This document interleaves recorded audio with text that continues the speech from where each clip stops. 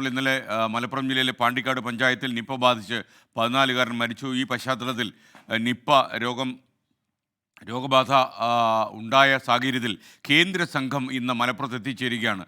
Pune virology ഇൻസ്റ്റിറ്റ്യൂട്ടിൻ്റെ medical ലാബും ഇന്ന് Kozhikode എത്തുമെന്നറിയുന്നു. Shahad Rahman latest റിപ്പോർട്ട്സുമായി മലപ്പുറത്ത് നിന്ന് ചേരുകയാണ്. Shahad, good morning. ഷഹദ്, യഥാർത്ഥത്തിൽ ഇതിൻ്റെ റൂട്ട് മാപ്പ് പ്രസിദ്ധീകരിച്ചത് കണ്ടു. മാത്രമല്ല ഇതിൽ സമ്പർക്ക പട്ടികയിൽ കുറച്ച് കൂടുതൽ ആളുകളുണ്ട് എന്ന് നമ്മൾ മനസ്സിലാക്കുന്നു. എന്തൊക്കെയാണ് ലേറ്റസ്റ്റ് അപ്ഡേറ്റ്സ്? അവിടെ മലപ്പുറം ജില്ലയിൽ പൊതുവേ ഒരു ചെറിയൊരു ഭയത്തിൻ്റെ നിഴൽപ്പാടുണ്ടോ?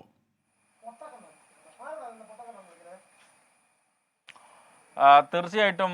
കാരണം ഈ കുട്ടി ഇന്നലെ മരിച്ചതോടുകൂടി ആളുകളൊക്കെ തന്നെ ചെറിയ രീതിയിലുള്ള ഒരു ആശങ്കയിലേക്ക് കടന്നിട്ടുണ്ട് എന്നുള്ളത് അത് യാഥാർത്ഥ്യമാണ്. അത് മറച്ചു വെക്കാൻ സാധിക്കില്ല. പക്ഷെ എങ്കിൽ പോലും ആശങ്കപ്പെടേണ്ട ഒരു സാഹചര്യമില്ല, ജാഗ്രത മതി എന്നാണ് നമുക്ക് ഈ ഒരു അവസരത്തിൽ പറയാൻ സാധിക്കുക.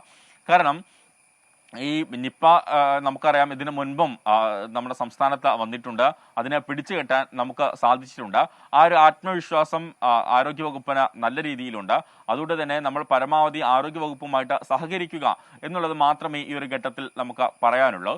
ഇനി മറ്റ് വിഷയങ്ങളിലേക്ക് വരികയാണെങ്കിൽ, ഇന്ന് പ്രധാനമായിട്ടും കേന്ദ്ര സംഘം ജില്ലയിലേക്ക് എത്തും എന്നുള്ളതാണ് ഏറ്റവും പ്രധാനപ്പെട്ട വാർത്ത. ഇന്നലെ രാത്രിയോടുകൂടി കേന്ദ്ര സംഘം കോഴിക്കോട് എത്തിയിട്ടുണ്ടായിരുന്നു.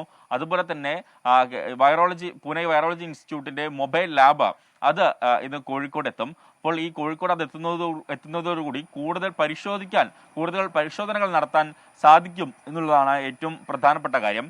കാരണം ഇപ്പോൾ കുറേ അധികം സാമ്പിളുകൾ പരിശോധിക്കുന്ന ഒരു സാഹചര്യമാണ് ഉള്ളത്. അപ്പം ആ ഒരു പശ്ചാത്തലത്തിൽ ഇപ്പോൾ കേരളത്തിലെ ലാബിലാണ് ഇത് പരിശോധിക്കുന്നത്. അപ്പോൾ പൂനെ വൈറോളജി ഇൻസ്റ്റിറ്റ്യൂട്ടിന്റെ ഈ ലാബ് കൂടി വരുന്നതോടുകൂടി ഇതിൽ ഒരു അന്തിമ സ്ഥിരീകരണം വരുത്താൻ ഏറ്റവും എളുപ്പമാണ് എന്നുള്ളതാണ് ഏറ്റവും ആശ്വാസമായിട്ടുള്ള കാര്യം. അതുകൊണ്ട് ഇന്ന് അല്പസമയത്തിനകം ഇത് എത്തും എന്നുള്ളതാണ് നമുക്ക് മനസ്സിലാക്കാൻ സാധിക്കുകയും ചെയ്യുന്നത്. അതുപോലെ തന്നെ നിലവിൽ ഇപ്പോൾ 330 പേരാണ് സമ്പർക്ക പട്ടികയിലുള്ളത്. ഇതിൽ 110 പേരാണ് ഹൈ റിസ്ക് കാറ്റഗറിയിലുള്ളത്.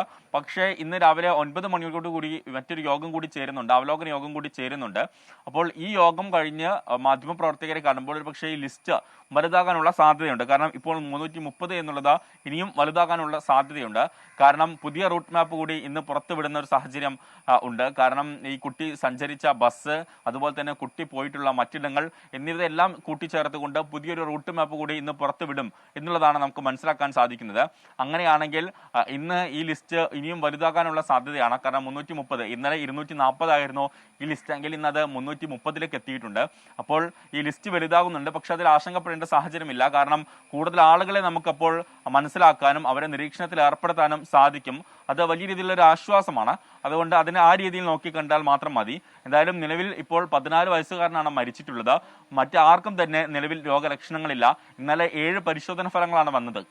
ഈ 7 പരിശോധനാ ഫലങ്ങളും നെഗറ്റീവാണ് എന്നുള്ളതും ജില്ലയെ സംബന്ധിച്ച് ഏറെ ആശ്വാസം നിറഞ്ഞ കാര്യമാണ്. അപ്പോൾ ഇന്ന് രാവിലെ 9 മണിയോടുകൂടി എന്തായാലും യോഗം ആരംഭിക്കും എന്നുള്ളതാണ് മനസ്സിലാക്കാൻ സാധിക്കുന്നത്. കേന്ദ്ര സംഘം ഇന്ന് മലപ്പുറത്തെത്തും. ഇന്നലെ കോഴിക്കോട് എത്തിയിട്ടുണ്ട്. ഒപ്പം തന്നെ ഈ മൊബൈൽ ലാബും ഇന്ന് കോഴിക്കോടെത്തും. എസ്കേൻ. ഓക്കെ, സമീർ ബിൻ കരീമാണ്, ഷഹദ് റഹ്മാനാണ് നമുക്കിപ്പോൾ മലപ്പുറത്ത് നിന്ന് ചേർന്നത്.